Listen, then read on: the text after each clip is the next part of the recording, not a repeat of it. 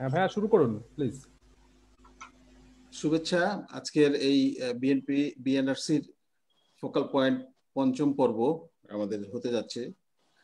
আজকে আমাদের বিষয়বস্তু হিসেবে আমরা আলোচনা করতে চাচ্ছি সেটা হচ্ছে যে প্রেক্ষিত মিয়ানমার, সেনা পৃষ্ঠপোষকতায় গণতন্ত্র নাকি গণতান্ত্রিক ব্যবস্থার অংশ সেনাবাহিনী। এইরকম একটা জটিল বিষয় নিয়ে আমাদের আলোচনা করতে হচ্ছে এই কারণেই যে একেবারেই আমাদের পাশের দেশ মিয়ানমার, তার সঙ্গে বিভিন্নভাবেই আমাদের সম্পর্ক, এবং সেই সম্পর্ক আমাদেরকে এখন এই মুহূর্তে বাংলাদেশকে এক ধরনের আষ্টে পৃষ্ঠে বেঁধে রাখার মতো পরিস্থিতি তৈরি হয়েছে। বিশেষ করে যখনই আমরা এখন মায়ানমারের কথা বলি, তখন সঙ্গে সঙ্গে আরেকটি শব্দ চলে আসে অনুষঙ্গ হিসেবে, সেটা হচ্ছে রোহিঙ্গা। সেখানে চলে আসে রাখাইন স্টেট, সেখানে চলে আসে সামরিক শাসনের কথা।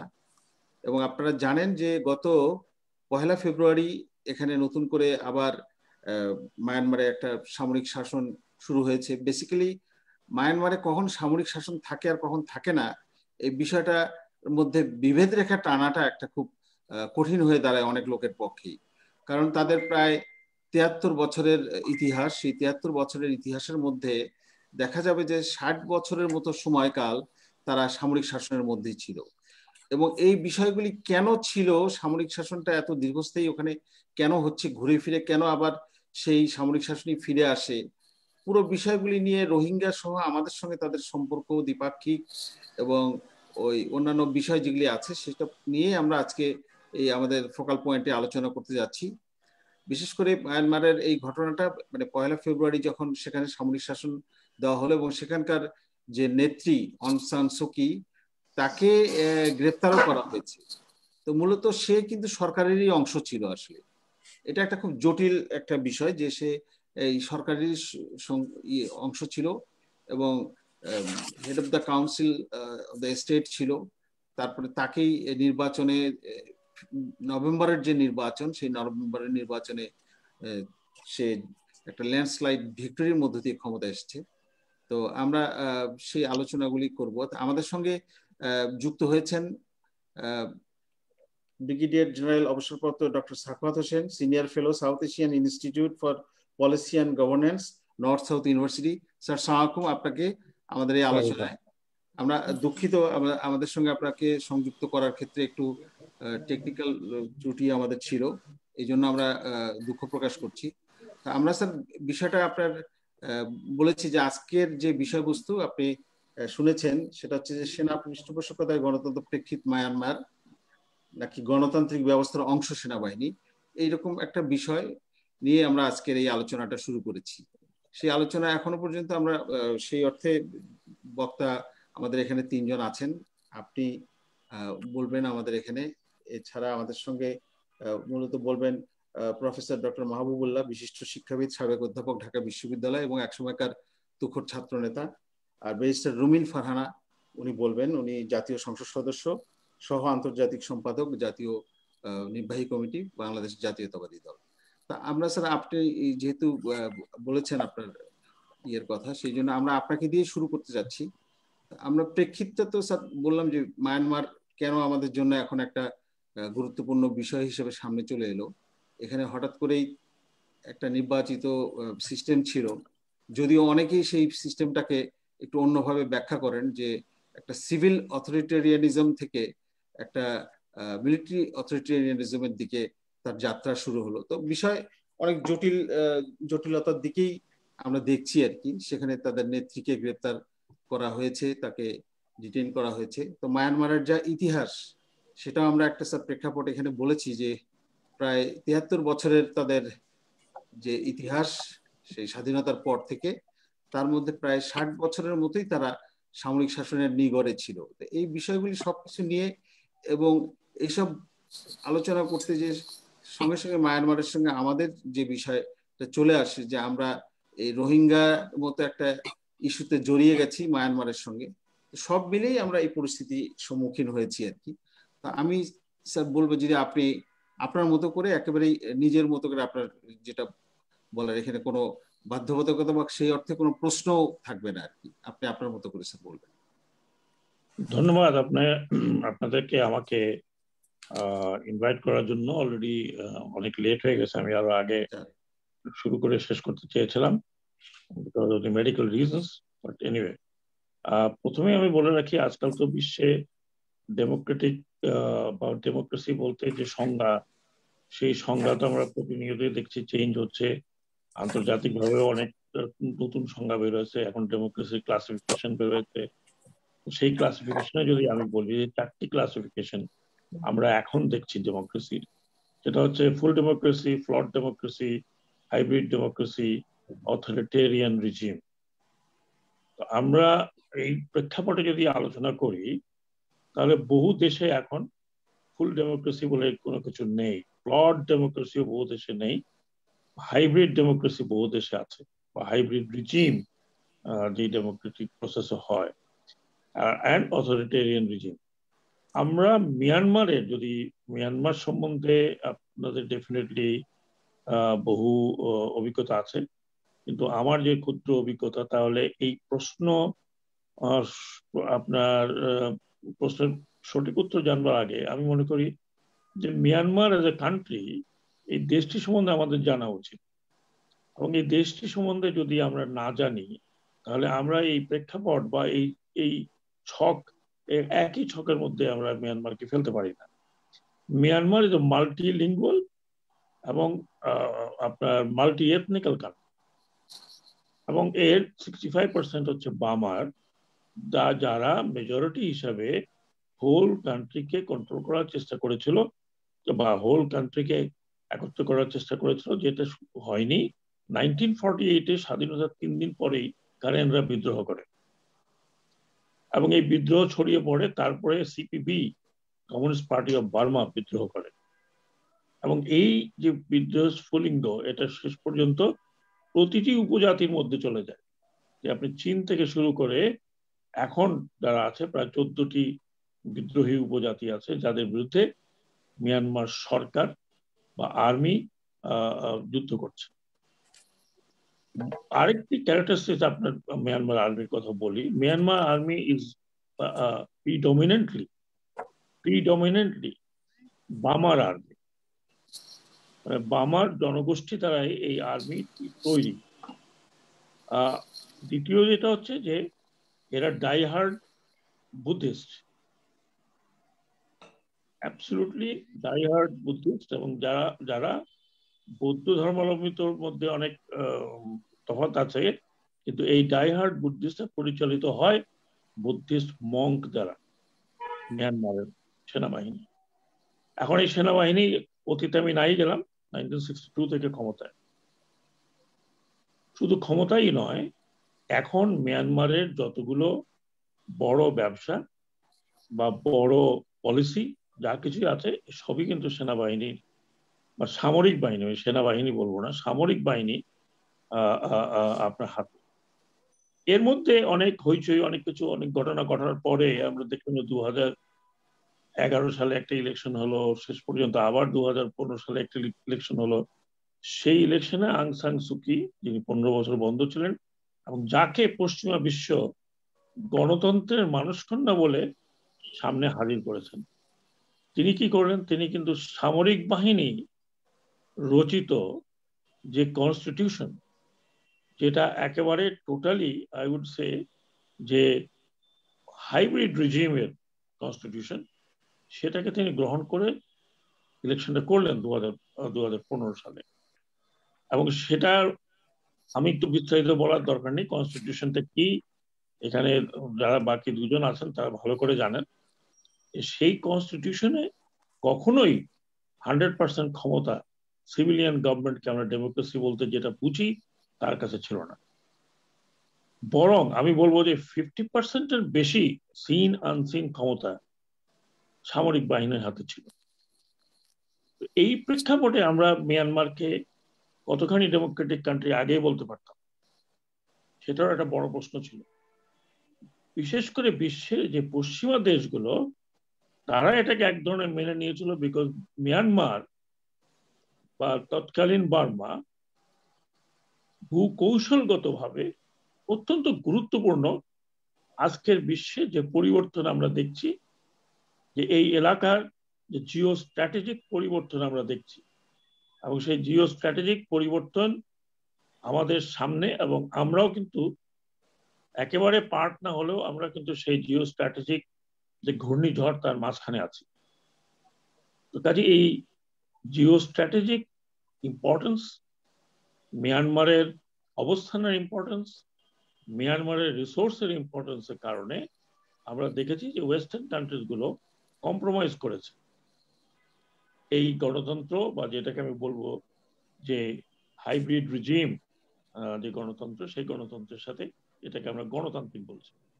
কাজে আজকে আমরা যে আলোচনা করছি যে মিয়ানমারে সামরিক টেক ওভার হয়েছে, আমি তো এই ডেফিনেশনটা বুঝলাম না, সামরিক টেক ওভার কবে থেকে হয়েছে? সামরিক টেক ওভার তো যখন আং সান সুচি ছিল তখনই হয়েছে। আং সান সুচি যখন এই রোহিঙ্গা নিধন হয়, যার পরিকল্পনা হয়েছিল 1962 সাল থেকে, এবং 1917 সালে যেটা বর্তমানে যে সামরিক বাহিনীর প্রধান এবং সরকার প্রধান এখন যিনি, তিনি বললেন এটা এবার ফাইনাল সলিউশন করতে হবে। they did the final solution. আপনার আগে আমাদের এখানে 2-3 লক্ষ ছিল, তারপরে 8 লক্ষ পাঠানো হলো, আর 6 লক্ষ যারা ওখানে রয়ে গেছে তারা বিভিন্ন এক ধরনের গেটোর মধ্যে আছে। এটাকে আমরা যদি ডেমোক্রেটিক প্রসেস বলে থাকি বা ডেমোক্রেসি বলে থাকি, তাহলে আমার যতটুকু জ্ঞান গরিমা ডেমোক্রেসি সম্বন্ধে, তাহলে সেখানে আমার সন্দেহ, আমার নিজের জ্ঞানের উপর সন্দেহ হচ্ছে। এই পরিপ্রেক্ষিতে বাংলাদেশের যে আমরা কেন এত বড়, আমরা হয়তো ওয়ারিড হতাম না যদি এই 11 লক্ষ রোহিঙ্গা এবং আরো 6 লক্ষ রোহিঙ্গা ওয়েট করছে, তাদের পেট কি হবে উই ডোন্ট নো, তারা যদি আমাদের এখানে না আসতো, বা আমরা তাদেরকে এখানে জায়গা না দিতাম, সে যেই কারণেই হোক, আমরা জায়গা দিয়ে এখন আমরা সেই তাদেরকে ভেবেছিলাম যে 1 মাস পরে যাবে, 2 মাস পরে যাবে, কিন্তু সেটা হয়নি। এবং আমার সাথে আমি যখন প্রথম কথা বলি, তখন আমি একটা লং টার্ম বলেছিলাম যে মিনিমাম 5 ইয়ার্স, ম্যাক্সিমাম 10 ইয়ার্স, যদি তার মধ্যে কোনো সলিউশন হয়। তার মধ্যে কিন্তু 3 বছর পার হয়ে আমরা 4 বছরে আছি। বাংলাদেশের মিয়ানমারের সাথে যে সম্পর্ক, সেই সম্পর্কের মাঝখানে হচ্ছে চাবিকাঠি হচ্ছে এই রোহিঙ্গা ইস্যু। এই রোহিঙ্গা ইস্যু যতদিন পর্যন্ত সলভ না হবে, ততদিন পর্যন্ত বাংলাদেশের সাথে মিয়ানমারের যে সম্পর্ক, প্রতিবেশী সুলভ সম্পর্ক হওয়ার কথা, সেটা হবে না। যেটা হবে সেটা একতরফা। যেমন আমরা চাল কিনতে যাই, লবণ কিনতে যাই, ডাল কিনতে যাই, এইগুলো ছাড়া Myanmar, as far age Myanmar is concern, বা মিয়ানমার বলতে আমি যেটুকু বুঝাই যে আপনার শাসক শ্রেণী বাংলাদেশ সম্বন্ধে তাদের আপনার প্রায়োরিটিজ লিস্ট, তারা এই অঞ্চলে যদি কোনো দেশকে শত্রু দেশ মনে করে, ওটা হচ্ছে বাংলাদেশ। এর বহুবিধ কারণ আছে। আমি বিশ্বাস করি যে প্রফেসর সাহেব এই কারণগুলো বলবেন। এখন সরাসরি সামরিক বাহিনী টেকওভার করেছে, বলেছে 1 বছর পরে আমরা ইলেকশনটা দিব। পৃথিবীর কোন সামরিক বাহিনী টেকওভার করার পরে বলেছে ইলেকশন দেব না? আমরা 3 মাসের কথা শুনেছি, আমরা 6 মাসের কথা শুনেছি, আমরা সময়কালে ইলেকশনের কথা শুনেছি, কিন্তু সেই ইলেকশন তো সহজে আসেনি। কাজে মিয়ানমার থেকে এটা এক্সপেক্ট করা যায় না। যেটা হতে পারে, সম্ভাবনা যেটা আছে, সেটা হচ্ছে যে এনএলডির বড় নেতারা সবাই ডিবার হয়ে যাবে। যদি ইলেকশন হয়ও, এনএলডির বড় নেতারা ডিবার্ড হয়ে যাবেন, এবং তখন এই যে ইলেকশনটা হবে, সেটা হবে সামরিক বাহিনী পছন্দ করা দলগুলোর ভেতর। ইতিমধ্যেই একটা নিউজ আসছে, সেটা হলো যে 23টি দল, ইনক্লুডিং ইউএসডিপি তো সামরিক বাহিনীর একটা অঙ্গ, 23টি দল তাদেরকে সাপোর্ট করেছে। এবং আজকে যে খবরটা দেখলাম বা পত্রপত্রিকায় দেখলাম, যে সামরিক বাহিনীর যে যারা হর্তাকর্তা, তারা প্রত্যেকটি এমবাসি কে চিঠি দিয়েছে যে কোন প্রেক্ষাপটে তারা টেক ওভার করেছে। সেখানে নিয়ে আসছে যে ফ্লড ইলেকশন, ফ্লড আপনার ভোটার লিস্ট। তো এই কারণগুলো দেখিয়ে তারা they have taken over as per the constitution article 417 and 418। এখন আমরা আমাদের তরফে আসি। আমাদের তরফে আমরা যে কথাটি বলছি যে আমাদের রোহিঙ্গা ইস্যু নিয়ে সুকি সরকারও যেমন কোনো কিছু করেনি, করবার কোনো তার ইচ্ছা ছিল না, টাইম সময় ক্ষেপণ করা ছাড়া। আর এই সেনাবাহিনীর কাছ থেকে যেই সেনাবাহিনী স্বয়ংক্রিয়ভাবে এই কাণ্ডটি ঘটিয়েছে 2062 সাল থেকে শুরু করে 2017 সালে, আমি জানি না যে তারা কোন মুখে তারা ফেরত নেবে। যদি আমরা মনে করি যে তারা আন্তর্জাতিকভাবে স্বীকৃত হওয়ার জন্য কেয়ারলেস, তারা জানে যে এর আগেও সামরিক বাহিনী ছিল, আন্তর্জাতিক ভাবে কিছুই করতে পারেনি। স্যাংশন দেওয়ার পরেও, কারণ তাদের সাথে ওই সময় ছিল চীন, এখন যুক্ত হবে ভারত, সেই সাথে হচ্ছে জাপান, যার হাইয়েস্ট ইনভেস্টমেন্ট হয়েছে ইন মিয়ানমার। এখন ব্যাপারটা হলো যে আমি সংক্ষেপ করতে চাই, যদি আপনারা আমার কথা শুনে থাকেন, আমি সংক্ষেপ করতে চাই এটা, যে বাংলাদেশ এই রোহিঙ্গা ইস্যুতে আমরা ফেসে আছি। আমরা না এদিকে যেতে পারছি না ওইদিকে যেতে পারছি, এবং মিয়ানমারের সামরিক বাহিনী সহজে ছাড়ছে না। ছাড়লেও তারা যে তাদের যে কনস্টিটিউশন এবং যদি কোনো কোনো কোনো কোনো আপনার ইলেকশনও দেয়, সেই ইলেকশনটি হবে within the framework of military. আমরা কি করব? আমাদের করবার কি আছে?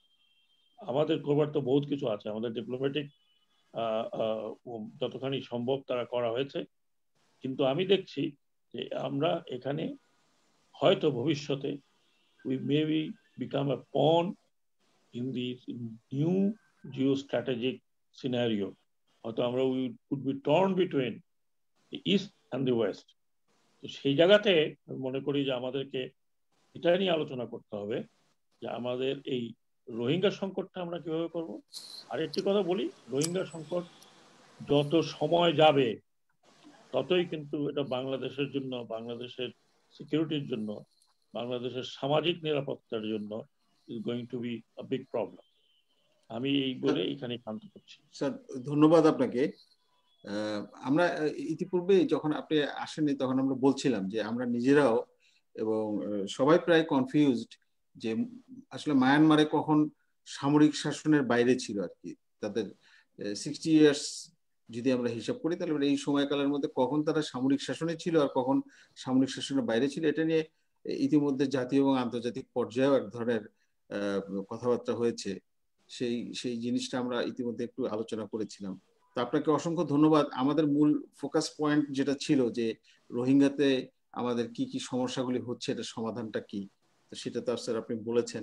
তো আপনাকে অসংখ্য ধন্যবাদ আমাদের সাথে যুক্ত হওয়ার জন্য। আপনার একটু আপনি বলেছিলেন যে আপনার একটু মেডিকেল রিজনে আপনার আগে যেতে হবে, সেই জন্য আপনার কাছ থেকে আমরা শুনলাম, এবং আপনাকে আমাদের সঙ্গে যুক্ত হওয়ার জন্য আবারও অসংখ্য ধন্যবাদ জানাচ্ছি বিএনআরসির পক্ষ থেকে sir. Thank you very much. Professor সাহেব, আসসালামু আলাইকুম। শুনতে পাচ্ছেন নাকি উনি? আমি জানি না। হ্যাঁ, শুনতে পাচ্ছেন। এই ওনাকে অনেকদিন পরে দেখলাম, ওনাকে সালাম জানাচ্ছি।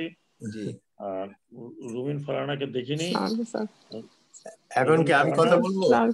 হ্যাঁ মাওলানা ভাই, আপনি এখন বলেন, কারণ আজকের যে বিষয়বস্তুটা বেসিক্যালি আপনি একটা বই অনুবাদ করেছিলেন অনেক আগে। এটা হচ্ছে আমাদের থট লিডার, এই এখনকার দুনিয়াতে যে কয়েকজন থট লিডার্স আছে তাদের মধ্যে তারিক আলী সাহেবের একটা বই ছিল জনতা না জুনতা।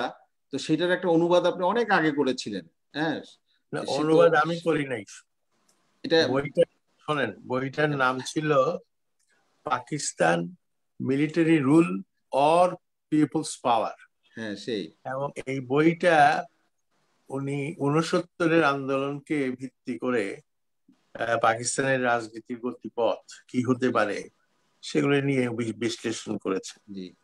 এবং বইটা লেখার আগে তিনি ঢাকায় এসেছিলেন। আমার সঙ্গে উনি 3 থেকে 4 ঘন্টা ইন্টারভিউ নিয়েছেন, কারণ আমরা তখন 11 দফার আন্দোলন, 69-এর আন্দোলনের নেতৃত্ব দিচ্ছি। তো তাদের যত সুবিধা আন্তর্জাতিক পরিস্থিতি উপলব্ধি করার তারেক আলী সাহেবদের মতো মানুষদের, আমাদের পক্ষে বিষয়টা অত সহজ নয়। আর আমাদের দেশে এখনো সেই সংস্কৃতি গড়ে ওঠেনি যে এই সংস্কৃতিতে আমরা বিভিন্ন মতের লোক এক জায়গায় বসে এবং প্রস্তুতি নিয়ে, প্রস্তুতি ছাড়া বসা আলোচনা করা অনেকেই করতে পারে, কিন্তু প্রস্তুতি নিয়ে আলোচনার যে কালচার, হ্যাঁ, একটু অনুসন্ধান চালানোর পর কথা বলার যে কালচার, সেটা আমাদের নাই। এবং এই দিক থেকে বলবো যে আমরা আসলে আমাদের যে একাডেমিক দারিদ্র, সেই দারিদ্র যে কত প্রকট, বাংলাদেশের দারিদ্র এমনি প্রকট, তার চাইতে সেটা আরো প্রকটতর হয়েছে আমাদের একাডেমিক দারিদ্রের ফলে। আজকে মিয়ানমারের বিষয়টা আবার সামনে এসছে এই কারণে যে সেখানে একটা সামরিক অভ্যুত্থান হয়ে গেছে এবং যিনি সামরিক বাহিনী প্রধান তিনি এখন সবকিছু নিয়ন্ত্রণ করছেন।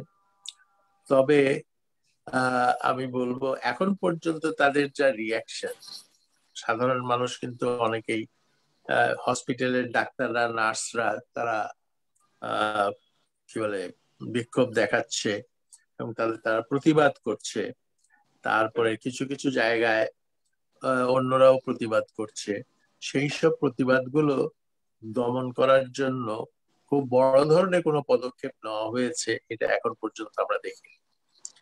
ইন্টারেস্টিংলি জাতিসংঘের নিরাপত্তা পরিষদে একটা প্রস্তাব এসেছিল, সেই প্রস্তাবের ব্যাপারে এই প্রথমবারের মতো চীন 2 দিন অপেক্ষা করার পর বলল যে আমরা এই বিষয়টা নিয়ে আলোচনা করতে পারি।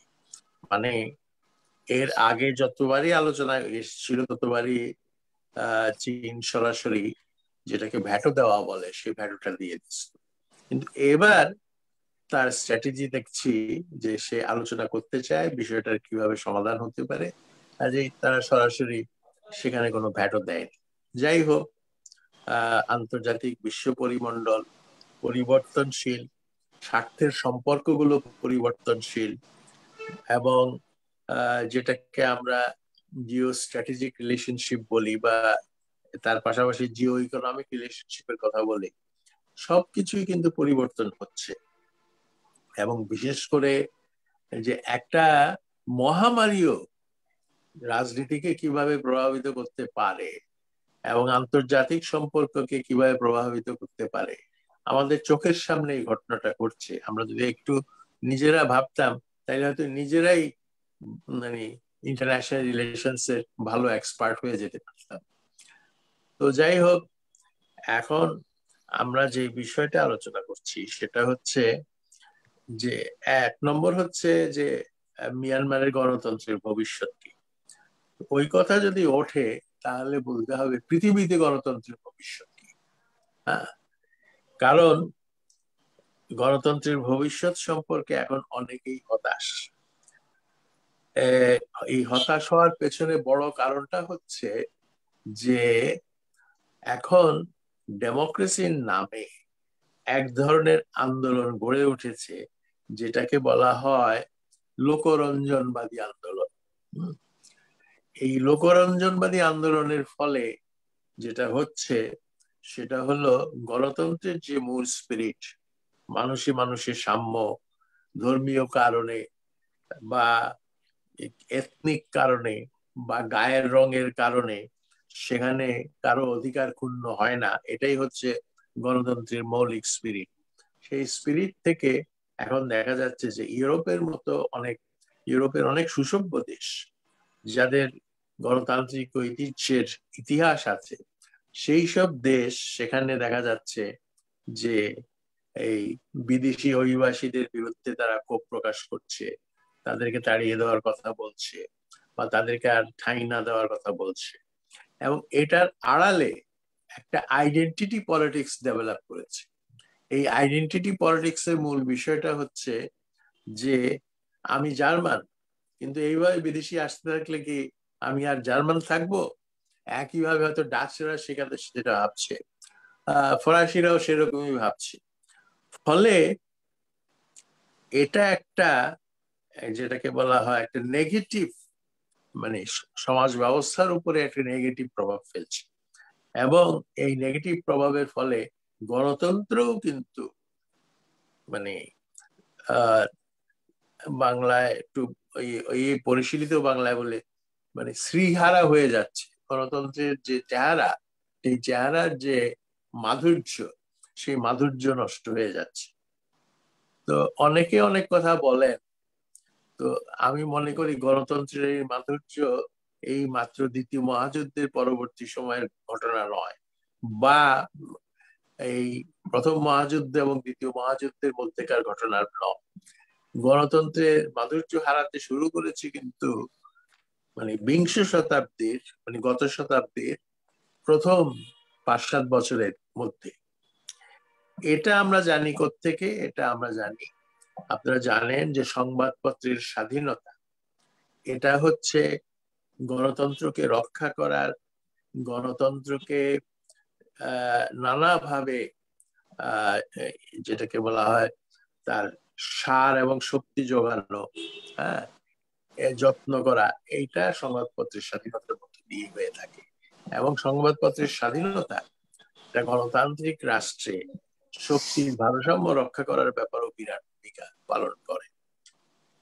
মাহবুব ভাই, আমরা একটু শুনতে চাচ্ছিলাম আর কি, যে আপনি একটু শোনেন, আপনারা তো ব্যতিক্রম কথা শুনতে চান না। না দ্যাটস দ্য ঠিক আছে, প্রবলেম। আমরা যে রোহিঙ্গার ইস্যুটাও একটু আপনার কাছে জানতে চাচ্ছি আর কি। In that case you shouldn't have invited me. না না, আপনি বলেন, আমি এভাবেই বলি, আপনি হয়তো আমার সব আলোচনা শোনেন না। আমি সরি যে আমাকে একটু গলা উঁচু করে কথা বলতে হলো। না, কোনো অসুবিধা নেই, আপনি বলেন, আপনার রাইট আছে। রাইটের জন্য না, আমার তো কথাটা গতিটাই নষ্ট করে দিলেন। বলেন প্লিজ। এখানে এই যে লোকরঞ্জনবাদী যে গণতন্ত্রের কথা এসছে, এটা অত্যন্ত রিয়াকশনারি এবং অত্যন্ত প্রতিক্রিয়াশীল একটা ধারণার মধ্যে দিয়ে আসছে। কিন্তু লোকরঞ্জনবাদ জিনিসটা আসলে আদিতে অত খারাপ ছিল না। এটার অরিজিন হলো রাশিয়াতে, বিপ্লব পূর্ব রাশিয়াতে। এখন সেই সম্পর্কে অনেক কথা বলা যাবে না, আপনি আমাকে দিয়ে দিয়েছেন, আমার বাক স্বাধীনতার উপর হস্তক্ষেপ করেছেন। তো যাই হোক, সেটা হচ্ছে যে বিংশ শতাব্দীর প্রথম দিকে অ্যালেক্স ক্যারি বলে এক ভদ্রলোক ছিলেন, যিনি সংবাদপত্রের স্বাধীনতার উপরে গবেষণা করেছিলেন, যার গবেষণা কোট করেছেন নম চমস্কি। এবং তিনি বলছেন যে বিংশ শতাব্দীর শুরু থেকেই সংবাদপত্রগুলোকে গিলে ফেলেছে এই নানা ধরনের এই যে যেটাকে বলা হয় মাল্টি ন্যাশনাল কোম্পানিজ, তারাই কিন্তু আজকাল সংবাদপত্রের উপর পূর্ণ মালিকানা প্রতিষ্ঠা করেছে। এবং এর ফলে সংবাদপত্র ঠিক গণতন্ত্রকে রক্ষা করার একটা হাতিয়ার সেভাবে কাজ করছে না। তো যাই হোক, এখানে বারবার কথা উঠেছে যে মিয়ানমারে এর মানে আমরা যদি 48 সালে ব্রিটিশ শাসন থেকে মিয়ানমারের স্বাধীনতার কথা বিবেচনা করি, অল্প কয়েক বছর ছাড়া মিয়ানমারে সবসময়ই সামরিক শাসন ছিল। এবং সেইখানে আপনার এইসব সামরিক শাসন, এক একজন সামরিক শাসক 10 বছর, 15 বছর, 20 বছর পর্যন্ত শাসন করেছে। এই ছিল মিয়ানমারের পরিস্থিতি। এবং গণতন্ত্রের জন্য একটা আন্দোলন ছিল, আবার ওইদিকে বামপন্থী কমিউনিস্ট ধারার আন্দোলনও সেখানে ছিল। কিন্তু আজকে আমরা যেটা মনে করছি যে এটা একটা মানে মূল বিষয় থেকে অনেক দূরে সরে গিয়েছে, অর্থাৎ গণতন্ত্র থেকে মিয়ানমার অনেক দূরে সরে গেছে, তার কারণটা কিন্তু আমাদেরকে বোঝার চেষ্টা করতে হবে। কারণটা হচ্ছে যে প্রত্যেকটি রাষ্ট্র তার নিরাপত্তাকে সুনিশ্চিত করতে চায়, এবং নিরাপত্তাকে সুনিশ্চিত করতে গিয়ে অনেক সময় দেখা যায় বিভিন্ন জাতিসত্তার উপর, তাদের অধিকারের উপর হস্তক্ষেপ করা হয় এবং বিভিন্ন ধরনের দমন এবং নিপীড়নমূলক আইন কানুন করা হয় এবং অত্যন্ত কঠোরভাবে সেগুলো প্রয়োগ করা হয়। এই মিয়ানমারের সমস্যাটা হচ্ছে, আপনারা জানেন যে মিয়ানমারে প্রায় 14-15টি দল আছে, যেই দলগুলো বিভিন্ন সময় সেখানে ইনসার্জেন্সি চালিয়ে আসছে এবং মিয়ানমারের মূল পপুলেশন হচ্ছে বামাররা, যে কারণে একসময় এটাকে বার্মা বলা হতো। আর অন্য যারা অন্য যে বাসিন্দারা, তারা সংখ্যায় খুব বড় নয়, কিন্তু তারা তাদের যে নিজস্ব সাংস্কৃতিক স্বাতন্ত্র্য এবং তাদের স্বায়ত্ত শাসন বা স্বাধিকার যাই বলি, সেটাকে রক্ষা করতে চায় এবং এই জন্য তারা অস্ত্র ধারণ করেছে। আমরা কাচিনদের কথা জানি, আমরা চীনদের কথা জানি, আরো অনেকের কথা জানি, যারা অস্ত্র দিয়ে কেন্দ্রীয় সরকারের বিরুদ্ধে যুদ্ধ করছে। তো এদের মধ্যে কিছু কিছু দলের সঙ্গে কেন্দ্রীয় সরকারের একটা সমঝোতা হয়েছে গত কয়েক বছরের আলাপ আলোচনার মধ্যে দিয়ে, কিন্তু এখনো মিয়ানমারে যেটা চলছে সেটা হচ্ছে এই ইনসার্জেন্সি দমন করার জন্য একটা ব্যবস্থা। এবং মিয়ানমারের যারা স্বৈর শাসক, তারা মনে করে আমরা যদি ইনসার্জেন্সিকে দমন করতে না পারি, তাহলে কিন্তু আরো অন্যান্য কিছু গ্রুপ বা শক্তি সমাজের মধ্যে, দেশের মধ্যে মাথাচাড়া দিয়ে উঠবে, যারা একই পথে অগ্রসর হবে। ফলে রাষ্ট্র হিসেবে মিয়ানমার বিপন্ন হয়ে পড়ে। আসলে এখানে যেটা বোঝার ব্যাপার, আপনি একটা দেশের, যেটাকে বলা হয় ঐক্য এবং সংহতি, রাষ্ট্রীয় ঐক্য এবং সংহতি আপনি কিভাবে বজায় রাখবেন? একটা ভাব হচ্ছে, একটা প্রক্রিয়া হচ্ছে যে অত্যন্ত কঠোর হাতে, শক্ত হাতে দেশকে শাসন করা, এবং এই শক্ত হাতে দেশকে শাসন করার মধ্য দিয়ে মানে সকল রকম প্রতিবাদ, যে কোনো রকমের ভিন্ন মত প্রকাশ, এগুলোকে যদ্দূর সম্ভব একেবারে বন্দি করে ফেলা। তো মিয়ানমারের যারা রাষ্ট্র পরিচালনা করেছে, একমাত্র উনার কথা বাদ দিলে, বা অং সান সুকির যে বাবা, পিতা, যিনি যাকে হত্যা করা হয়েছিল, তিনি ছাড়া বাকি যারা মিয়ানমারকে শাসন করেছে, এখন যারা শাসন করছে, এরা সবই কিন্তু সামরিক বাহিনীকে প্রতিনিধিত্ব করছে। এবং তাদের একটা ধারণা হচ্ছে যে বুটের কঠিন, যেটাকে বলা হয় চাপের নিচে না রাখলে এই দেশটা টুকরো টুকরো হয়ে যাবে। তো তাদের সিকিউরিটি চিন্তার মধ্যে, রাষ্ট্রীয় নিরাপত্তা চিন্তার মধ্যে এমন কিছু নেই যেটা সহনশীলতার মধ্য দিয়ে অর্জন করা যায়। এবং যাদের বিভিন্ন ধরনের ক্ষোভ আছে, সেই ক্ষোভটা প্রকাশের সুযোগ দিয়ে সেটা নিয়ে ডায়ালগ করা, কথা বলা, এর মাধ্যমে জিনিসটা অর্জন করা যায়। কিন্তু তারা সে পথে যাচ্ছে না, তারা কঠিন পথে ধারণ করেছে। এবং কঠিন পথ যে একটা পথ, সেই সম্বন্ধে কোনো সন্দেহ নেই, কিন্তু এই কঠিন পথে হাঁটলে যেটা হয়, আপনি মডার্ন সিভিলাইজেশন থেকে বিচ্ছিন্ন হয়ে পড়েন, আধুনিক সভ্যতা থেকে বিচ্ছিন্ন হয়ে পড়েন। এবং আধুনিক সভ্যতার একটা মানে বড় মানে যেটাকে বলে অ্যাচিভমেন্ট হচ্ছে যে বাই কনসেনসাস সবকিছু করা, ডিসকাশনের মাধ্যমে সবকিছু করা। এই জিনিসটার প্রচন্ড ঘাটতি মিয়ানমারে।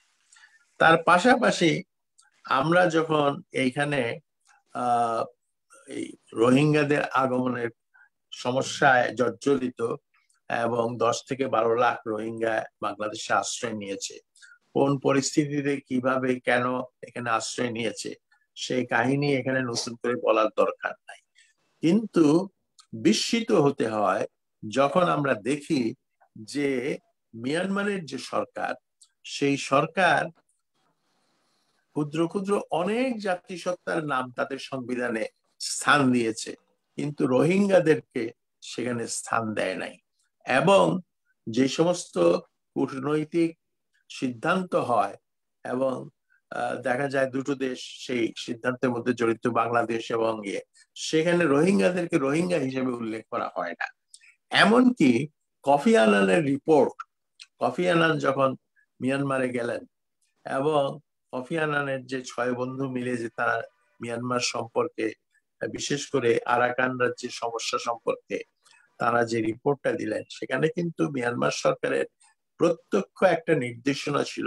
সেই নির্দেশনা হলো রোহিঙ্গা শব্দটি লেখা যাবে না, এতটাই। ইদানিং কালে মাঝে মাঝে একটু দেখা যায় যে হঠাৎ করে রোহিঙ্গা লেখা হচ্ছে, কিন্তু নীতিগত ভাবে তারা রোহিঙ্গাদেরকে একটা ভিন্ন জাতি হিসেবে, জাতিসত্তা হিসেবে চিহ্নিত করতে চায় না।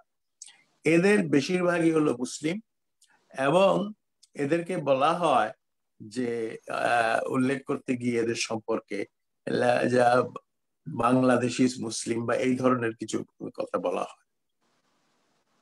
এখন এখন প্রশ্ন হলো, এই যে আরাকান রাজ্যের উত্তরাংশে ব্যাপকভাবে যে জনগোষ্ঠী আছে সেই জনগোষ্ঠী মুসলিম জনগোষ্ঠী, এবং দক্ষিণ দিকে যারা আছে তারা হচ্ছে এই যাদেরকে আমরা রাখাইন বলি, এই জনগোষ্ঠী। মুসলমান রোহিঙ্গাদেরকে বাংলাদেশে তাড়িয়ে দিয়ে তারপর যারা রইলেন, অর্থাৎ মানে রাখাইনরাও একটা ইনসার্জেন্সি শুরু করে দিয়েছে ইতিমধ্যে, এবং তাদের ইনসার্জেন্সিরও একটা ইম্প্যাক্ট এই সমস্যার সমাধান যদি আদৌ কোনোদিন হয় তার উপর পড়বে। তো সুতরাং দেখা যাচ্ছে যে একটা রাষ্ট্র একেবারে বিরামহীন ভাবে বিদ্রোহাত্মক অবস্থার মধ্য দিয়ে যাচ্ছে, আবার সেই রাষ্ট্রের অন্যান্য যেসব সম্পদ, সেটা সামরিক সম্পদই বলি আর মানে বিভিন্ন ধরনের যে প্রাকৃতিক সম্পদ, সেই প্রাকৃতিক সম্পদ এরা খুব রিচ। এইখানে মজাটা হচ্ছে যে আমাদের চারপাশে যে সমস্ত প্রতিবেশী রাষ্ট্র আছে, আমাদের ইমিডিয়েট প্রতিবেশী রাষ্ট্র হচ্ছে ভারত, এবং ভারত আমাদের প্রায় চতুর্দিকেই তারা আছে। তারপরে মিয়ানমারের সঙ্গেও কিন্তু আমাদের কি বলে কমন বর্ডার, যেটা অভিন্ন একটা সেটা আছে। তারপরে যার সঙ্গে একেবারে সরাসরি নাই, কিন্তু একটার দিকে বিবেচনা করলে খুব কাছাকাছি, 60 মাইল 40 মাইলের মতো ব্যবধান, সেটা হচ্ছে চায়না। আবার চায়নার সঙ্গে ভারতের সীমান্ত আছে, মিয়ানমারের সীমান্ত আছে। কাজেই এইখানে আপনার বিশেষ করে চীন, সে তার যে নিরাপত্তার যে চিন্তা বা দুর্ভাবনা, সেটা হচ্ছে যে চীন তার প্রয়োজনীয় জ্বালানি শক্তি পেট্রোলিয়াম তাকে বিদেশ থেকে আমদানি করতে হয়, বিশেষ করে মধ্যপ্রাচ্য এবং ইরান থেকে আমদানি করতে হয়। তাদের জাহাজগুলো, এই জ্বালানি ভর্তি জাহাজগুলো কোন সময় যে একটা অন্য কোন শক্তির আক্রমণের শিকার হবে না, এটা তারা উড়িয়ে দিতে পারছে না। ফলে তারা একটা নিরাপদ রাস্তা তৈরি করতে চাচ্ছে।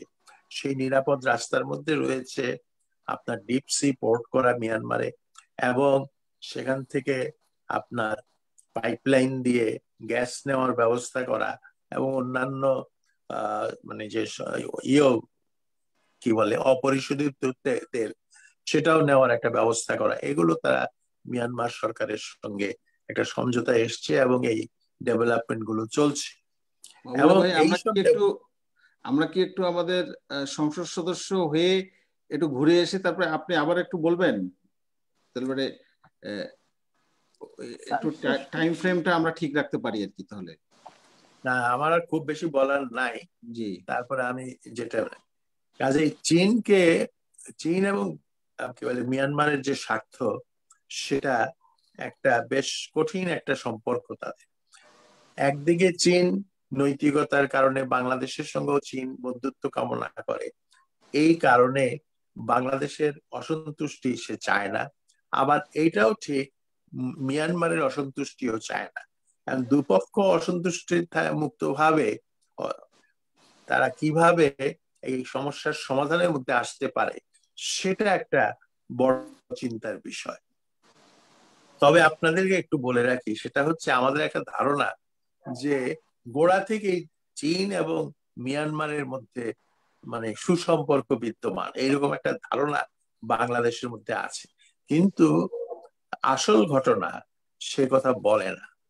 এটা 48 সালে মিয়ানমার স্বাধীনতা পাওয়ার পর সেখানকার কমিউনিস্ট নেতারা অনেকেই, যারা দেশে আন্দোলন করছিলেন তাদের অনুসারীরা, কিন্তু নেতৃবৃন্দরা অনেকেই যেটাকে বলে রাজনৈতিক আশ্রয় নিয়েছিলেন কিন্তু বেইজিং এ, এবং তারা সেখানে অবস্থান করছিলেন। এই 1980 সালের পরে ধীরে ধীরে এই সম্পর্ক, পুরনো সম্পর্ককে আবার নতুন ভাবে রচনা করার একটা চেষ্টা চায়না চালায়, এবং এর মাধ্যমেই কিন্তু ইদানিং কালে তাদের সঙ্গে এই সুসম্পর্কটা মোটামুটি রয়েছে।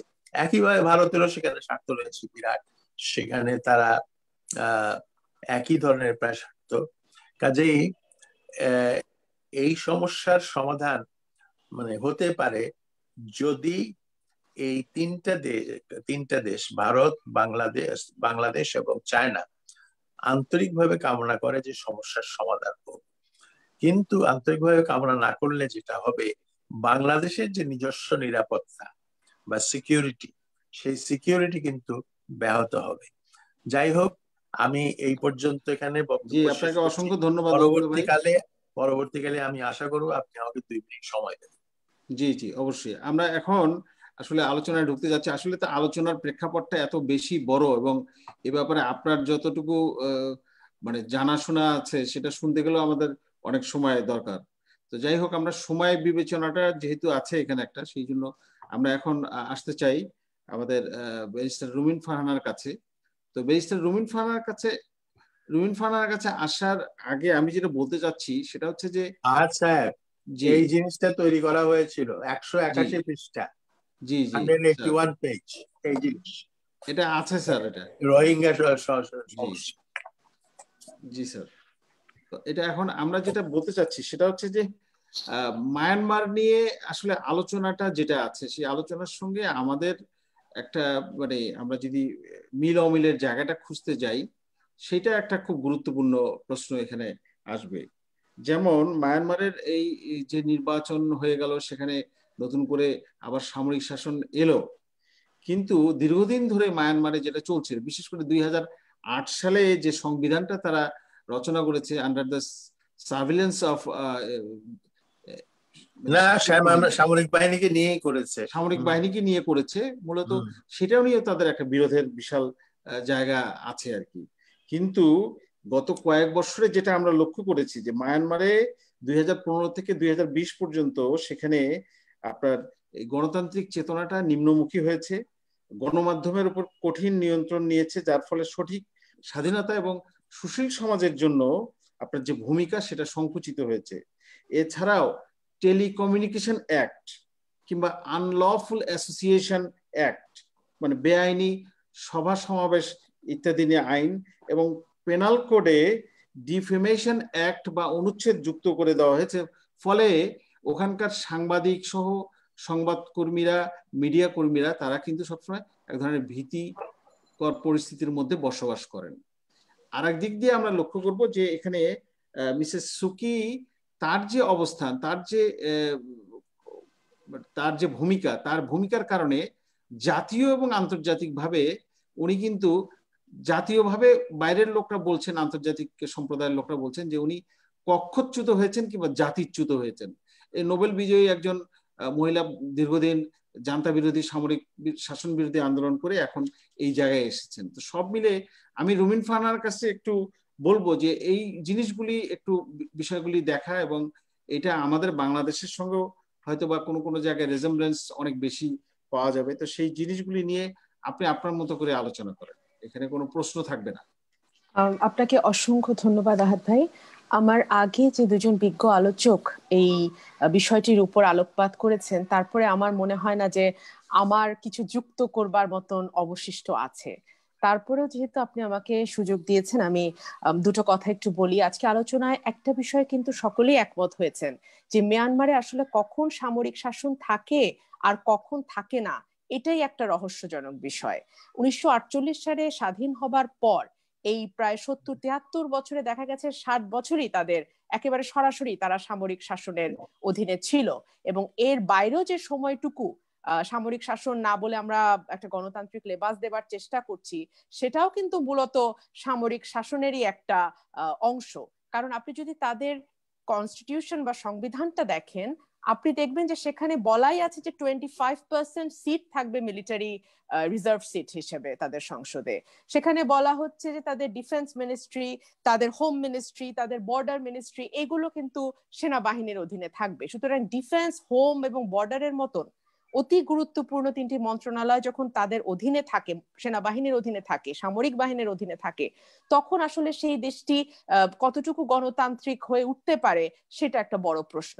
তবে মিয়ানমারের বিষয়ে বা মিয়ানমারের প্রেক্ষিতে আলোচনা করতে গিয়ে যেই বিষয়টি বাংলাদেশের একজন ক্ষুদ্র রাজনৈতিক কর্মী হিসেবে আমাকে নাড়া দিয়েছে, সেটা হচ্ছে এই যে আমরা বারবার বলছি যে জন্মের পর থেকেই মিয়ানমার মূলত সামরিক জান্তাদের অধীনে। তারপরেও কিন্তু মিয়ানমারে যে কয়টি নির্বাচন হয়েছে, 90 সালে যে নির্বাচনটি হয়েছে সেটিও অবাধ, সুষ্ঠু, নিরপেক্ষ হয়েছে। না হলে এনএলডি সুকির যে পার্টি সেটা কিন্তু ল্যান্ডস্লাইড ভিক্টরি পেত না, যদিও তখন ক্ষমতা হস্তান্তর করা হয়নি এবং সুকিকে অন্তরীণ করা হয়, কিন্তু তারপরেও কিন্তু একটা নির্বাচন হয়েছিল 90 সালে, এবং যে নির্বাচনটি সামরিক জান্তার অধীনে একটি অবাধ, সুষ্ঠু এবং নিরপেক্ষ নির্বাচন। তারপরের ইতিহাস যদি আপনি দেখেন, আপনি দেখবেন যে এর লম্বা সময় কিন্তু সুকিকে হাউস অ্যারেস্ট থাকতে হয়েছে। তিনি রাজনীতিতে যা করেছেন তাকে কারান্তরীণ থেকেই করতে হয়েছে, এবং তারই গণতন্ত্রের পথে যে সংগ্রাম, সেই সংগ্রামের ফলশ্রুতি হিসেবে কিন্তু তিনি নোবেল পুরস্কারও পেয়েছেন। এবং 90-এর পরে তাদের যে নির্বাচনটি হয়েছে, সেই নির্বাচনে 2010 সালে সেই নির্বাচনটি কিন্তু এনএলডি পার্টি বর্জন করে, এবং বর্জন করে বলেই তাদের সামরিক যে দল ইউএস ডিপি, তাদের একটা বিজয় আমরা লক্ষ্য করি। কিন্তু তারপরেই আবার কয়েক বছরের মধ্যেই 2015 সালেই আবার সুকির দল ক্ষমতায় আসে এবং তিনি কাউন্সিলর জেনারেল হন। সুতরাং আমরা যদি এই বিষয়গুলো লক্ষ্য করি, আমরা দেখব যে আমরা সামরিক শাসন, যেই দেশটি জন্মের পর থেকেই সামরিক শাসনের অধীনে ছিল এবং দীর্ঘ দীর্ঘ বছর, মানে 70 বছর 73 বছরের ইতিহাসে মোটামুটি 7 বছর, সেই দেশটিতেও কিন্তু একটি অবাধ নিরপেক্ষ নির্বাচন হয়েছে। এবং বর্তমানে যেই ফেব্রুয়ারি মাসে কুটা হলো, সেই কুয়ের আগেও কিন্তু মিলিটারি অফিসিয়ালরা নির্বাচন কমিশনের সঙ্গে আলোচনায় বসে, এবং তারা নির্বাচন কমিশনকে স্পষ্টই বলেছিল যে ভোট পুনঃগণনার ব্যাপারে এবং ভোটারদের যে তালিকা আছে সেই তালিকায় যে ত্রুটি বিচ্যুতি আছে সেই ব্যাপারেও তাদের দৃষ্টি আকর্ষণ করা হয়। তখন কিন্তু নির্বাচন কমিশন খুব স্পষ্টভাবে তাদেরকে জানিয়ে দেয় যে এখানে কোন রকমের কোনো ত্রুটি বিচ্যুতি হয়নি, এবং নির্বাচনে ভোটারদের যে তালিকা সেই তালিকাটিও নির্ভুল। অর্থাৎ এই দুটো দিকে যদি আপনি বাংলাদেশের সঙ্গে একটু আমরা তুলনা করি, বাংলাদেশের দিকে একটু তাকাই, বাংলাদেশে তথাকথিত একটি গণতান্ত্রিক সরকার আমরা বলে আসছি, দাবি করে আসছি, কিন্তু একটা সামান্য নির্বাচন পর্যন্ত বাংলাদেশে আমরা করতে পারছি না। আনফরচুনেটলি যেই মুক্তিযুদ্ধের চেতনার কথা বলা হয়, 1971 সালে স্বাধীনতা সংগ্রামের যে মূল চেতনা, একটা চেতনার কথা বলা হলেও সেটি হচ্ছে গণতন্ত্র। কারণ 70-এর নির্বাচনে যে ল্যান্ডস্লাইড ভিক্টরি হয়েছিল আওয়ামী লীগের, সেই সময় যদি আওয়ামী লীগের হাতে ক্ষমতা হস্তান্তর করা হতো, তাহলে কিন্তু এই স্বাধীন দেশের জন্ম 71-এ হয় কিনা এটা একটা বিরাট প্রশ্ন সাপেক্ষ ব্যাপার। সুতরাং সাম্য, মানবিক মর্যাদা এবং সামাজিক ন্যায় বিচারের ঘোষণাপত্রে যে 3টি প্রতিশ্রুতি, সেটা যদি আমরা সরিয়েও রাখি, মুক্তিযুদ্ধের একমাত্র চেতনা হচ্ছে গণতন্ত্র। তো সেই গণতান্ত্রিক চেতনাকে ধারণ করে যে দেশের জন্ম, সেই দেশে গত কয়েক বছর ধরে একটিও নির্বাচন হচ্ছে না যেখানে মানুষের মতের প্রতিফলন হচ্ছে, ভোটার তার ভোটাধিকার প্রয়োগ করতে পারছে, এবং নির্বাচন কমিশনকে আমরা একটা শক্তিশালী স্বাধীন সাংবিধানিক সংস্থা হিসেবে দেখতে পাচ্ছি। এই জায়গাটাতে যদি আপনি মিয়ানমারের সাথে বাংলাদেশের একটা তুলনা করতে বলেন, এটা আমার কাছে একটা বিরাট পার্থক্যের জায়গা বলে মনে হয়, যে একটা সামরিক জান্তার অধীনে থাকা দেশেও সুষ্ঠু নির্বাচন হয় এবং নির্বাচন কমিশন স্বাধীনভাবে দাঁড়াতে পারে, যেটা বাংলাদেশে এখন হচ্ছে না।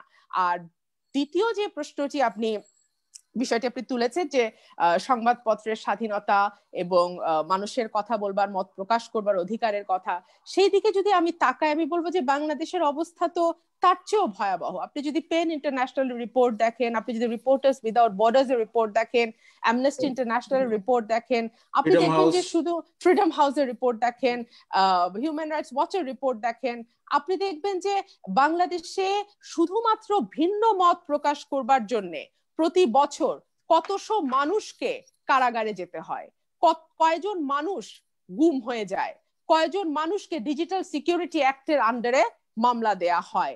এবং আমরা দেখেছি যে সাংবাদিকদের উপরে যে নির্যাতন, তাদের সংবাদ গণমাধ্যমের উপরে যে এক ধরনের চাপ, সেটা কিন্তু আমাদের প্রতিদিনকার আলোচনায় আমরা নিয়ে আসি। এই যে দুদিন আগে আপনি দেখেন আমাদের প্রতিরক্ষা বাহিনীর, আমাদের সামরিক বাহিনীর প্রধান আর্মি চিফের ব্যাপারে যে রিপোর্টটি আল জাজিরা পেশ করলো, সেই রিপোর্টের প্রতিবাদ কিন্তু আমাদের দেশের গণমাধ্যমগুলো ছাপালো, কিন্তু সেই রিপোর্টটা ছাপানোর, সেই রিপোর্ট অ্যাজ ইট ইজ ছাপানোর মতন হিম্মত কিন্তু আমরা আমাদের গণমাধ্যমকে দেখাতে দেখিনি। এখন প্রশ্ন উঠতে পারে কেন? এই ব্যাপারে ডেইলি স্টারের সম্পাদক খুব চমৎকার দুটো উপসম্পাদকীয় দিয়েছেন। তিনি বলেছেন যে আমাদের নিজস্ব সীমাবদ্ধতা আছে এবং সেই সীমাবদ্ধতাটা কি সেটা যারা বাংলাদেশে বাস করে তারা কিন্তু জানে। এবং তিনি বলছেন যেটা অত্যন্ত অস্বস্তিকর যে আমরা মূল খবর ছাপাতে পারছি না, কিন্তু আমাদেরকে প্রতিবাদটা ছাপাতে হচ্ছে, এটা অত্যন্ত অস্বস্তিকর। এবং একই সঙ্গে তিনি যুক্ত করছেন ডিজিটাল সিকিউরিটি অ্যাক্টের ভয়ের কথা।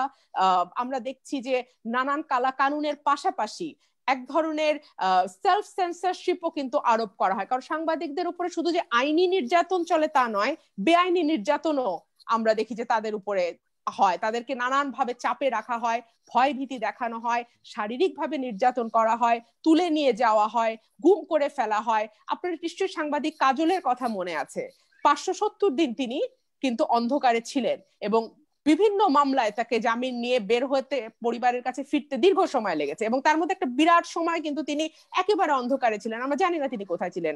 এমনকি ইন্টারন্যাশনাল ফটোগ্রাফার শহীদুল আলমের মতন মানুষকেও কিন্তু এই ধরনের নির্যাতনের মধ্যে দিয়ে যেতে হয়েছে। সুতরাং এরকম একজন বা দুজন যখন নির্যাতনের মুখোমুখি হন, তখন কিন্তু পুরো সাংবাদিক সমাজের কাছে এটা একটা মেসেজ দেয়, যে এই মেসেজটা কিন্তু আর যাই হোক গণতন্ত্রের কথা বলে না, বাক স্বাধীনতার কথা বলে না, বা চিন্তার স্বাধীনতার প্রকাশের কথা বলে না। আমি কি আপনাকে একটা ছোট প্রশ্ন করতে চাই আর কি। সেটা হচ্ছে, যেমন ধরেন যে মিয়ানমারে ওরা যে একটা আইন করেছে, কয়েকটা আইনই করেছে, তার মধ্যে একটা আইন হচ্ছে আপনার টেলিকমিউনিকেশন ল। তো আপনি এই টেলিকমিউনিকেশন ল এবং আমাদের ডিজিটাল সিকিউরিটি অ্যাক্ট, এইটার মধ্যে কি কোনো সামঞ্জস্য পান কিনা, এটা আমি আপনার কাছে জানতে চাই, যেহেতু আপনি আইন আপনার একটা বিষয় সেই জন্য, এবং এই জিনিসটা আপনার কাছে একটু জানতে চাই। জি, ডেফিনেটলি এখানে তো অবশ্যই একটা মিল আছে। এখন টেলিকমিউনিকেশন লতে ভিতরে কি আছে, ধারাগুলো কি আছে, এটা যদি স্পষ্টভাবে আমি না জানি তাহলে একেবারে মানে ধারা থেকে ধারা তুলনা করে বলাটা আমার জন্য কঠিন হবে। তবে ওভারঅল যেটুকু আমি বুঝতে পারছি সেটা হচ্ছে যে সবকিছুর উপরে একটা নজরদারি, অর্থাৎ আপনি কি বলছেন সেটা কারোর জন্য ডেফামেটারি হচ্ছে কিনা, কারণ এগুলো কিন্তু একদম সাবজেক্টিভ এবং এর সংজ্ঞাগুলো কিন্তু অত্যন্ত ভেগ বা অস্পষ্ট। সুতরাং যে কোনো কিছু যে কারোর জন্য মানহানিকর হতে পারে, যে কোনো কিছুতে আমি মানহানি হয়েছে বলে মনে করতে পারি, আপনি মনে করতে পারেন, যে কোনো কিছুকে আপনি ধর্মীয় অনুভূতিতে আঘাত হিসেবে নিতে পারেন। সুতরাং এই যে কিছু শব্দ ব্যবহার করে, কিছু অস্পষ্ট শব্দ ব্যবহার করে যে কোনো কিছুকে অপরাধের আওতায় নিয়ে আসা এবং সেজন্য দীর্ঘ সময় কারাবাসের শাস্তি রাখা এবং ব্যাপক অঙ্কের আর্থিক জরিমানা রাখা, এগুলো কিন্তু এক ধরনের, এবং অজামিনযোগ্য করা অপরাধগুলোকে, এগুলো কিন্তু মানুষের মধ্যে ভীতি তৈরি করে। এবং মানুষ এখন দেখা যায় যে ফেসবুকে কিছু লিখতে বা বলতে ভয় পায়। আপনি দেখেন আল জাজিরার রিপোর্টটা কিন্তু অ্যাজ ইট ইজ কেউ শেয়ার করবার মানে সাহস রাখছেন। আমরা দেখছি যেটা কিন্তু মেসেঞ্জারে কিংবা প্রাইভেট মেসেজ বক্স গুলোতে ঘুরছে। তো এটাই নির্দেশ করে যে আপনি এখন প্রশ্ন করতেই পারেন যে সরকার কি সরাসরি কোনো কিছু নিষেধ করেছে? না, সরকার আসলে সরাসরি কোনো নিষেধ করেনি, কিন্তু গত কয়েক বছর এই দেশে কোনো নির্বাচন হয়নি, এই দেশে কোনো জবাবদিহিতামূলক সরকার নেই, এই দেশের বিচার ব্যবস্থা থেকে শুরু করে সংবাদ মাধ্যম থেকে শুরু করে গণমাধ্যম থেকে শুরু করে সমস্ত সাংবিধানিক সংস্থাগুলোকে একেবারে কুক্ষিগত করে ফেলা হয়েছে এবং সর্বত্র একটা ভয়ের সংস্কৃতি রাখা হয়েছে। সুতরাং এই যে ভয়ের একটা সংস্কৃতি, এটা কিন্তু প্রতিটা মানুষের মধ্যে এক ধরনের ভীতি সন্ত্রস্ত ভাব তৈরি করে এবং তারা কোনো কিছু বলতে বা লিখতে কয়েকবার চিন্তা করে। আপনার কাছে 1 মিনিটে একটু জানতে চাচ্ছি, 1 মিনিটে, সেটা হচ্ছে যে রোহিঙ্গা কি আমাদের চিরস্থায়ী সঙ্গী হয়ে যেতে চাচ্ছে নাকি, মানে এই বিষয়টা নিয়ে আপনার কি ধারণা? আমি এই বিষয়ে আপনাকে একটু মনে করিয়ে দিই বিনীতভাবে, রোহিঙ্গা সমস্যা কিন্তু পুরাতন, কিন্তু সফলভাবে বাংলাদেশ 1980 সালে রোহিঙ্গা ফেরত পাঠাতে পেরেছিল, ঠিক যেভাবে 91-92-তে পেরেছিল। এবং আমাদের বুঝতে হবে যে 80 সালে যেই সরকারটি তখন ক্ষমতায় ছিল এবং বিএনপির প্রথম আমল, এবং তারপরে 91 সালে দেশনেত্রী বেগম খালেদা জিয়ার নেতৃত্বে যে বিএনপি তখন রাষ্ট্র ক্ষমতায় ছিল, তখন কিন্তু একটা জবাবদিহিতামূলক সরকার ছিল, জনগণের সমর্থন পুষ্ট সরকার ছিল, এবং তখন মিয়ানমার সহ বিশ্ববাসী জানতো যে যে সরকারটি বাংলাদেশে আছে তার সাথে জনগণের সমর্থন আছে। সুতরাং তখন বার্গেনিং পজিশন যেটা, মানে দর কষাকষির অবস্থানে কিন্তু বাংলাদেশ অনেক বেশি শক্তিশালী ছিল, যে কারণে 80 সালেও যেমন ফেরাতে পেরেছে রোহিঙ্গাদের, 90তেও পেরেছে। কিন্তু এখন বাংলাদেশে যে সরকারটি আছে, আমরা দেখেন চীনকে বন্ধু বলছি, ভারতকে বন্ধু বলছি, অথচ এই 2019 সালের নভেম্বরে 18 নভেম্বর জাতিসংঘে যে নিন্দা প্রস্তাব আনা হয়েছে রোহিঙ্গা ইস্যুতে, সেই সময় যে কয়টি দেশ ভোটদানে বিরত ছিল তার মধ্যে ভারত একটা, আর যারা বিপক্ষে ভোট দিয়েছে চীন তাদের একটা। সুতরাং ভারত বলেন, চীন বলেন, রাশিয়া বলেন, ইভেন ঘরের পাশে নেপাল বলেন, ভুটান বলেন, শ্রীলঙ্কা বলেন, তাদেরকেও কিন্তু আমরা আমাদের পাশে আনতে পারিনি।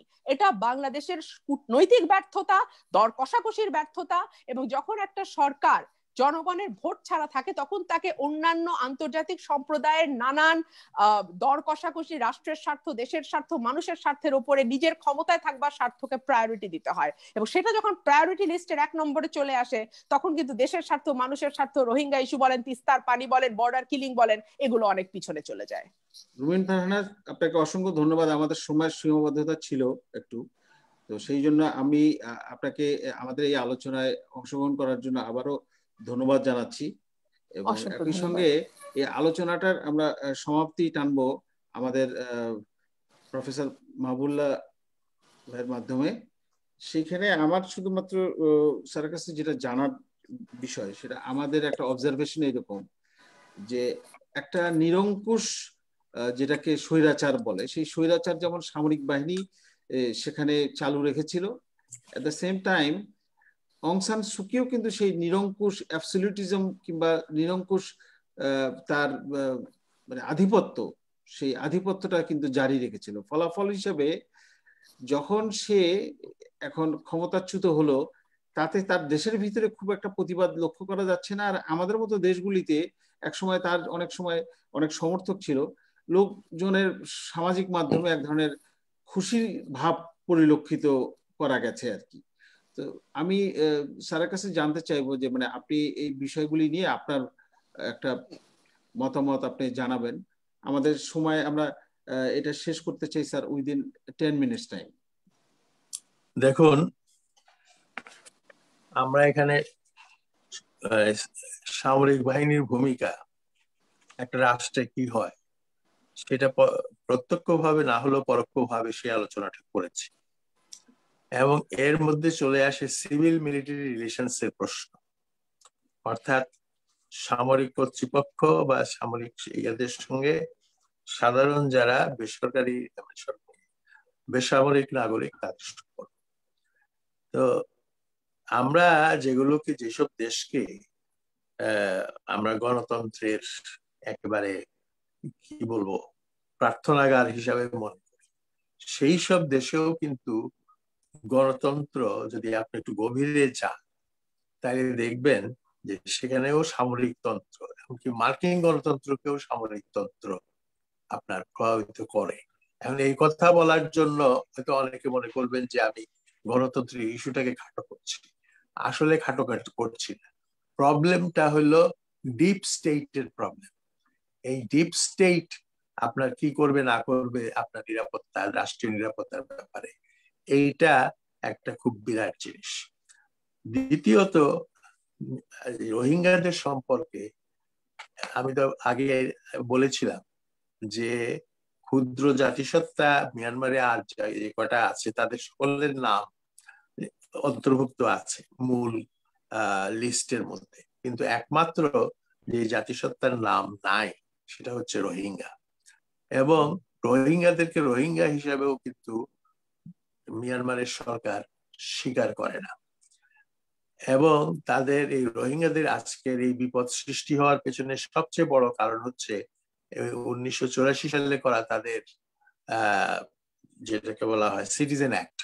অর্থাৎ তারা মিয়ানমারের নাগরিক এবং কারা না, এবং তাদের মধ্যেও আবার তারা কতগুলো শ্রেণী বিভাজন করেছে।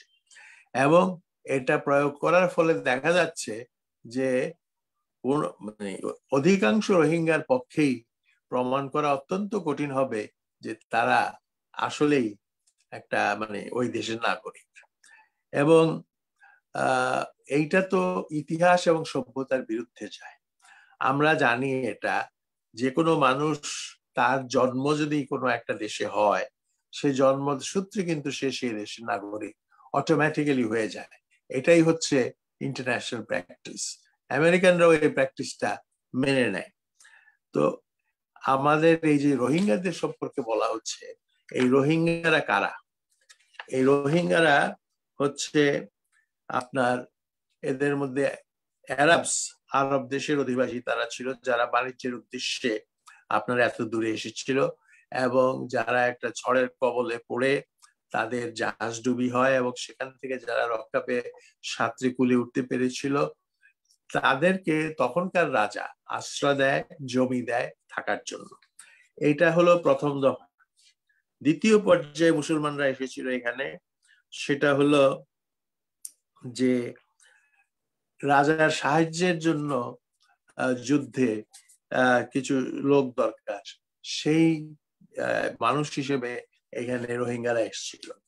তারপরে এসছে আপনার অনেক মানুষ, আপনারা আমাদের এই দেশের সমুদ্র উপকূলে, বাংলাদেশের সমুদ্র উপকূলে আপনার পর্তুগিজ জলদস্যুদের কথা শুনেছি। তাদের অত্যাচারে, তাদের বিভিন্ন ধরনের ডাকাতি, রাহাজানি ইত্যাদির জন্য অনেকে ওই অঞ্চল ত্যাগ করে, বরিশাল, খুলনা এইসব অঞ্চল ত্যাগ করে তারা আরাকানে চলে গিয়েছিল।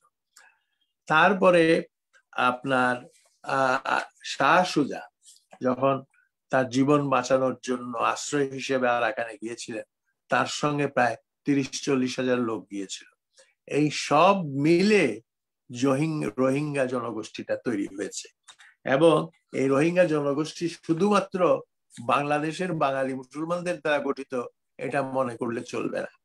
আপনারা জানেন যে আরাকান রাজসভায় বাংলা সাহিত্যের বিশাল একটা চর্চা ছিল, এবং সেখানে যারা বাংলায় কবিতা লিখতেন বা পুঁথি লিখতেন তাদেরকে যথেষ্ট রকম রাষ্ট্রীয় প্রণোদনা এবং সাহায্য দেওয়া হয়েছে। আমরা কবি আলাওলের নাম জানি, তার আর কিছু নাম না জানলেও তার পদ্মাবতী কাব্যের নাম জানি। এই পদ্মাবতী কাব্যে বা অন্যান্য কবিতার মধ্য দিয়ে উনি রোহিঙ্গাদের সম্পর্কে যেটা বলেছেন সেটা বলেই কিন্তু আমি শেষ করতে চাই।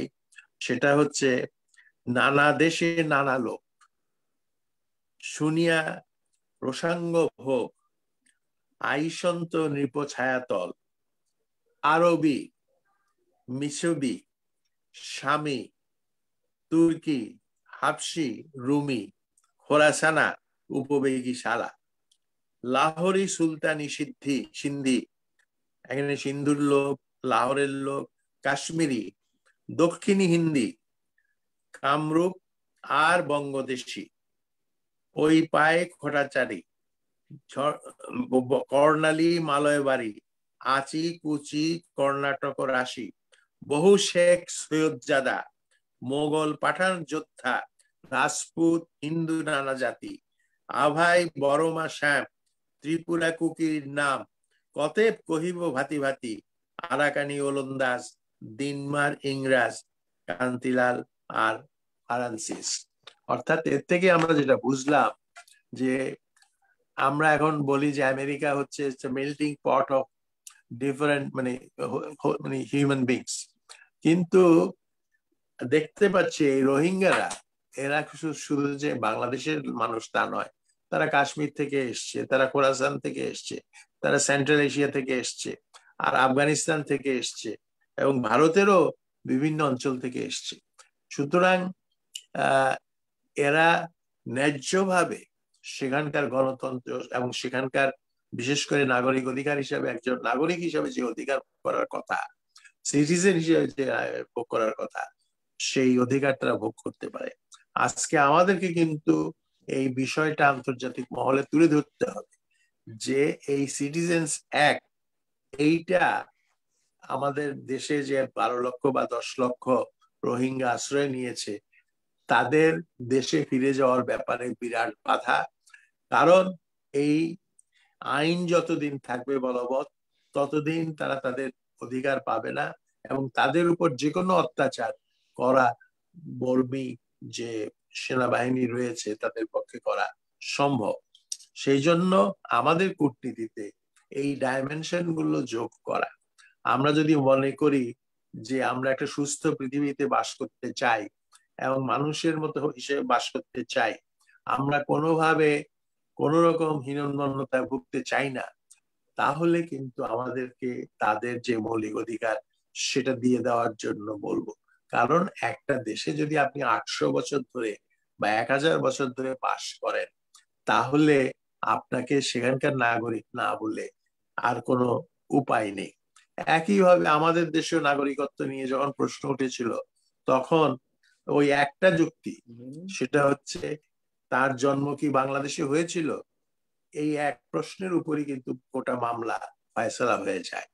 আজকে তাই এই যে রোহিঙ্গা সমস্যা এখন আমরা যেভাবে আছে, এবং এটার যদি আশু সমাধান না হয়, সেটা বাংলাদেশেরও কিন্তু নিরাপত্তার প্রশ্নে, রাষ্ট্রীয় নিরাপত্তার প্রশ্নে যথেষ্ট হুমকি সৃষ্টি করবে, এবং তার পাশাপাশি মিয়ানমারের রাষ্ট্রীয় নিরাপত্তার জন্য হুমকি সৃষ্টি করবে। কারণ একটা শেষ কথা বলে দিচ্ছি, পৃথিবীতে বেশ কিছু শক্তি রয়েছে বা যারা চিন্তা করে যে এই সমস্যা শান্তিপূর্ণ কূটনৈতিক আলাপ আলোচনার মাধ্যমে হবে না, এই সমস্যার সমাধান করতে গেলে কিছু বল প্রয়োগের প্রয়োজন হতে পারে, এবং এই বল প্রয়োগের কথা বলে তারা এই রোহিঙ্গাদেরকে ব্যবহার করে সেখানে আরেকটা আরাকানে, যেটাকে বলে রোহিঙ্গা ইনসার্জেন্সি তৈরি করার একটা চেষ্টা করতে পারে। কাজেই মিয়ানমার সরকারকে উপলব্ধি করতে হবে একটা জিনিসকে দীর্ঘদিন ঝুলিয়ে রাখা এটা খুবই বিপজ্জনক, আর নিজের নিরাপত্তার জন্য বিপজ্জনক, বাংলাদেশের নিরাপত্তার জন্য বিপজ্জনক, এবং এই দুই দেশের বন্ধুত্বের জন্য এবং সুসম্পর্কের পথে বিরাট বাধা। আমাদেরকে তাই আজকে মানে আমি অন্তত যেটা ইনসিস্ট করব সেটা হচ্ছে এই নাগরিক আইনটা, সিটিজেন্স অ্যাক্টটা সম্পূর্ণ বদলে একটা হিউম্যান ফেস এর মধ্যে দেওয়া উচিত, এবং সম্পূর্ণভাবে মানবিকভাবে এই নাগরিকত্বের ব্যাপারটা বিবেচনা করা উচিত, নেগোসিয়েশনের মধ্যে করা উচিত। দুর্ভাগ্যবশত আমাদের যে নেগোসিয়েশন হয়েছে, যে অ্যারেঞ্জমেন্ট বলে একটা কথা প্রথমবারের মতো যখন দুই দেশ বসলো, সেখানে ডিসপ্লেসড পার্সনের কথা বলা আছে, কিন্তু নাগরিক বা রোহিঙ্গা এই কথাগুলি নাই। এটা শুধু এখনকার নয়, আপনার 1978 সালে যে সমস্যা হয়েছিল বা পরবর্তীতে আরো যে সমস্যা বিভিন্ন সময় হয়েছিল, 90s যে সমস্যা হয়েছিল, সেখানে ওই একটা শব্দ তখন থেকেই কিন্তু এইভাবেই ব্যবহার করে লেখা হয়ে আসছে, ফলে আর ওটাকে বদলানো যায়নি, পরিবর্তন করা যায়। আমরা একটু শেষ করে দিতে চাচ্ছি মাহবুলা ভাই। আমারও শেষ, সেটা হচ্ছে আমার শেষ কথা হলো, আবারও বলছি, বহু রকম জাতির নানা বর্ণের মানুষ এই রোহিঙ্গারা, কাজেই তার মধ্য দিয়েই আবার তারা একটা জাতিসত্তা নির্মাণ করেছে। এত বৈচিত্র্য থাকা সত্ত্বেও সেই জাতিসত্তাকে আমরা টিকিয়ে রাখতে চাই।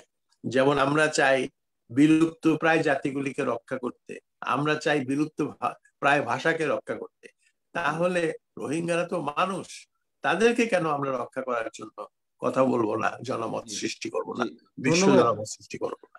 ধন্যবাদ মাহবুলা ভাই। আমাদের আলোচনা আজকে আমরা এখানেই সমাপ্তি করতে চাচ্ছি, এবং শুধুমাত্র এই কথাটা বলে নেই আমরা যে এটা হচ্ছে বিএনআরসির পক্ষ থেকে প্রতি শনিবার রাত্রিবেলা 9টায় এই অনুষ্ঠানটা হয়, ফোকাল পয়েন্ট এই অনুষ্ঠানের নাম, এবং আমরা প্রতি শনিবারে একটা নতুন করে বিষয় নিয়ে আসি আর কি। এখানে আমাদের আলোচক যারা আছেন তারা বিদগ্ধ আলোচক। আমরা চেষ্টা করি সেই আলোচনাটা শুধুমাত্র একেবারে একটা পার্টিজান দৃষ্টিভঙ্গি থেকে না দেখে একটু মাল্টি ডাইমেনশনালি দেখার জন্য, এবং সেই কারণেই আমাদের এই আলোচনা এবং এই যে talk show, zoom talk show যেটা, সেটাকে আমরা চেষ্টা করি আপনাদের উপস্থিতি দিয়ে সেটাকে সমৃদ্ধ করবার জন্য।